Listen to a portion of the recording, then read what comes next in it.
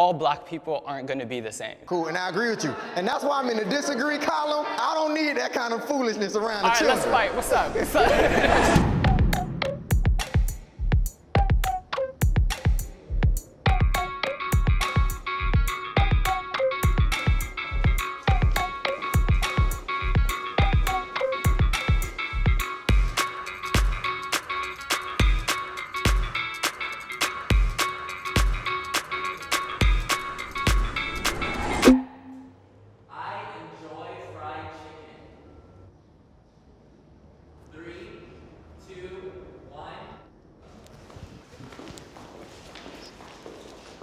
Run over here.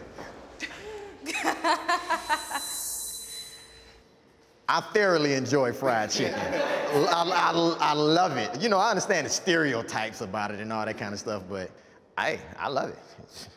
I just don't really like fried food. I'm not really a fan of chicken. I've never ate it, so. You've never had fried chicken? I have had it, I don't enjoy it. I don't really eat fried foods. I try to eat pretty healthy, so. There is nothing wrong with white people wearing dreads. 3, 2, 1.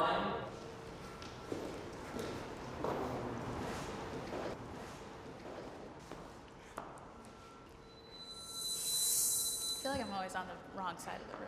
Look, I'm with you. Would you guys be offended if I had dreads, since I'm biracial, since I'm half black and half white? So where is the line? Like if someone's a quarter black? I'm not gonna sit there and come to your face and be like, you're not 100% black, therefore you can't. Like, that's not my place. However, if you are a white person and you have dreads in your hair, it's like, what does that mean to you? And you're not even wearing them right. Like, you don't even wash them.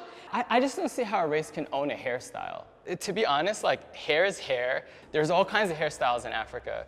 I still don't think that, like, a single race group can say, this one hairstyle, nobody else can do it but me. Kanye West is invited to the cookout. Oh, Jesus. 3, 2, 1.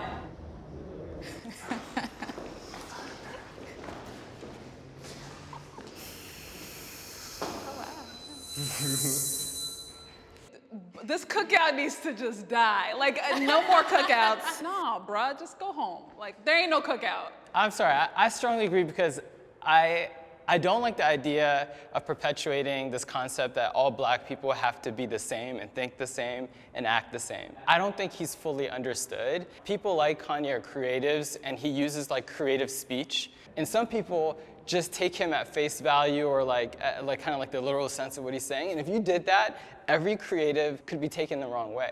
I disagree with that, Deep. Like, I don't think that he's so creative and that his words are being misinterpreted. Like, he's making very specific phrases, like, black people chose to be slaves. That's completely untrue, and in my opinion, that's just unacceptable. But I think that's people misunderstanding what he's saying.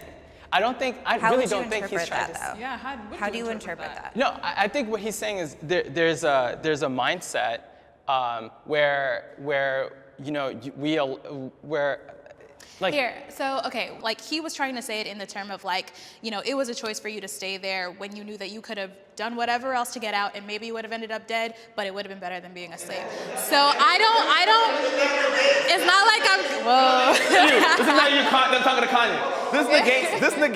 This negates the millions of people who did. Don't you believe that today there are people whose mindset they're corporate slaves or they're people. But you gotta be careful with the language you use. Kanye's an artist, he's a lyricist. So you can't say stuff like that because some people haven't learned their history yet. And some people don't know that it was millions and millions and millions of blacks who fought oppression, who fought slavery. But you're right in that he needs to be more conscious of his word choice because there's not everybody who's gonna understand that. And that's why I say somebody as smart as Kanye, I think he's doing this for shock value and for money. And if he's doing that, he's setting people back. And that's why I can't rock with him on that. What scares me is the second somebody speak in PC or not, or they're able to articulate what they're trying to say well or not, that they're excluded from cookouts and from a culture and from your identity. And I think that's scary because I'll tell you right now, the more we treat people who are different and isolate ourselves even, I think the worse it is for us long term. And to be honest, we're going to drive more and more people to have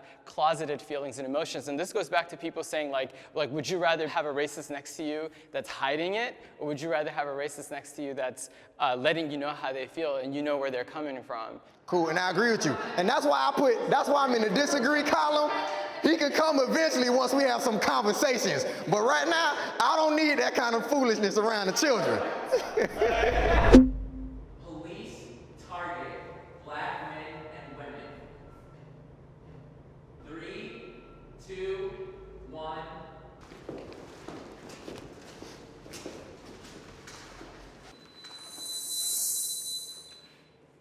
I said strongly agree. It was created to monitor the minority in the group. Back in the day, it was the Irish, it was Italians, and so it's ingrained into the system of policing. And that's the problem. I think we have to reframe what policing is now. And until we do that, it will always be targeting people of color because that's what it was created to do.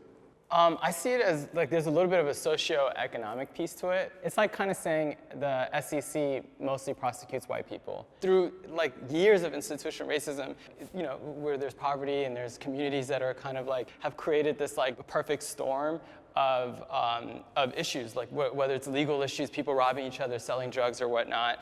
You know, the idea is if you police that neighborhood more, you're gonna have more of them arrested. Can I ask you, Deep? Can I ask you, like, do you feel like there are equal amount of arrests happening on Wall Street than there are happening in the hood? Like the white collar like crimes are I do think they're less like monitored and less, you know, but without having all the data that I need. But I do feel that they don't suffer as much consequence They don't. when they commit crimes. That's very true. You got to look at the prison industrial complex here too in the U.S. That's huge business. So, and if you look at a group of citizens that have been perceived as no value having to society or whatever, okay, boom, we're gonna push them, we're gonna pipeline them into that system. Yeah, and I also think that, you know, the qualifications to become a police officer are so low. And it's like, my life is literally in your hands, man. Like, if I get pulled over, maybe that will be the day that I go home to be with the Lord. And I think that that's really tough for me because you don't want to be distrustful of the police. But they're so incredibly distrustful of us that it's like, you could literally kill me. My father worked in law enforcement, and he's a black man. So there are some law enforcement officers that don't feel that way. However, I think a lot of it does have to do with fear and the fear of black people. So I think that if we kind of address that fear level and that we didn't portray black people, especially black men, as, you know, big, scary guys, that would change a lot of stuff.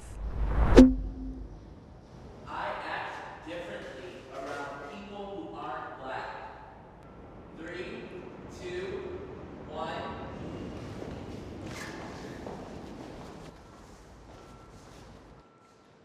You moonwalking, which one? How you gonna moonwalk, which one are you going? I agree that I act differently around people that aren't black just because, like, corporate America doesn't want to hear me talking, doesn't want to hear me speaking in slang, and I am not happy about it. Like, I wish that it was different, but I feel like I need to do to fit into that group. I strongly disagree. I am me wherever I go. I'm a proud black man, and I'm gonna speak my truth every day of the week. If you don't like it, shit, it ain't on me, that's on you. And I feel like it's a disservice to anyone I'm around if I'm not being my authentic self. Because my white friends might want to hang out with me because I'm black. They want some flavor. So if I go in being something totally different, then Well, two different things. There's two different things. One thing is, are you changing yourself or are you changing how you're communicating who you are? And I'm changing how I'm communicating who I am, and I still remain the same. Like, do you have a white voice? Do I have a white voice? I know, Cole, I'm a black man, trust me.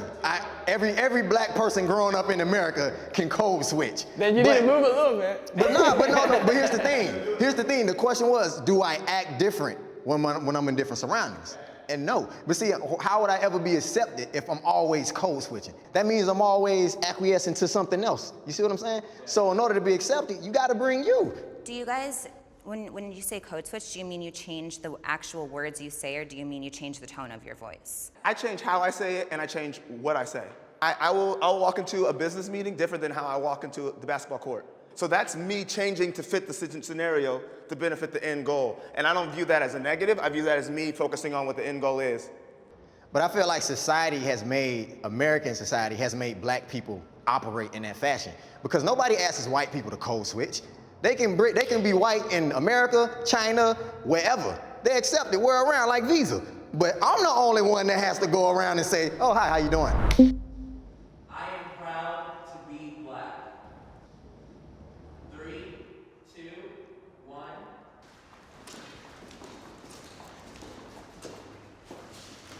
Well, all right, y'all. That's what I'm talking about. Hand clap for y'all. Yeah. I'm glad that we all strongly agree. Yeah.